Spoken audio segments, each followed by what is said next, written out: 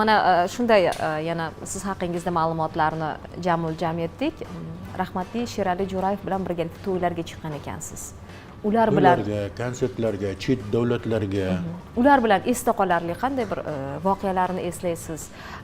Bilasizmi, mana shu agar fonogrammani dodasi eng qoyilmaqom qilib fonogrammaga tushadigan qilib san'at darajasida yetadigan odam Farruh Zokirov bo'ladigan bo'lsa, umrini oxirigacha fonogrammaga tusha olmay o'z ovozida ijod qilgan Sherali Jo'rayev bo'ladi.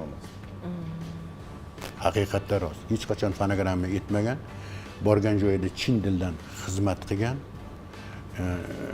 to'rtta ashula aytib ketadigan odati yo'q edi. Oxirigacha yetar edi, lekin qiziq voqealar juda ko'p bo'lgan men bilan.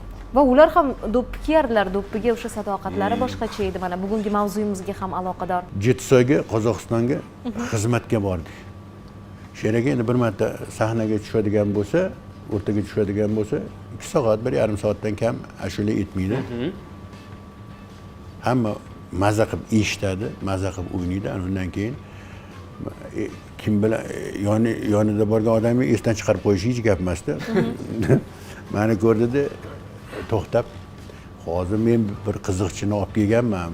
Bu qiziqchilik qilib tursin, bir tomoqda ho'la olaylik, bir beda choy ichaylik dedilar. To'xtab menga navbatni berdilar. Gapira boshladim, bittasi o'ynayapti. Gaplaringizga. Meni gapimga o'ynatdi. Men g'alati his qilyapman-da o'zimni.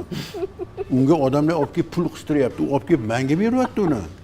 U yana o'ynab ketyapti, davra katta, ming odamdan kam emas, o'ynayapti deb. Siz gapirishda davom etyapsiz. Men gapirishda davom etyapman, keyin g'alati bo'lib qoldim da Sherakaga qarab, Sheraka, bu jinnimisan, jin emas, u garang, sizda ashula aytyapti deb o'yladim.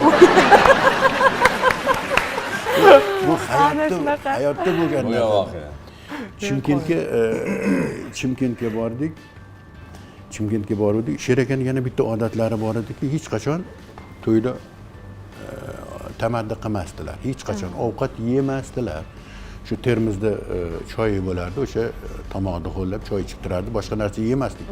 Uyiga kelgunga qadar ovqat yemasdi. Keyin uxlamaydigan odatlari bor edi, yo'lda uxlamasdi umuman. Hushyor bo'lgan. Uxlamaydigan odatlari bor edi. Menga aytdiki, "Boltovoy, hali to'y boshlangani yo'q, to'yga vaqtliroq borib, bir chiroyliroq, tozaroq, ozodaroq joyga kirib, bir tamaddi qolaylik" dedi.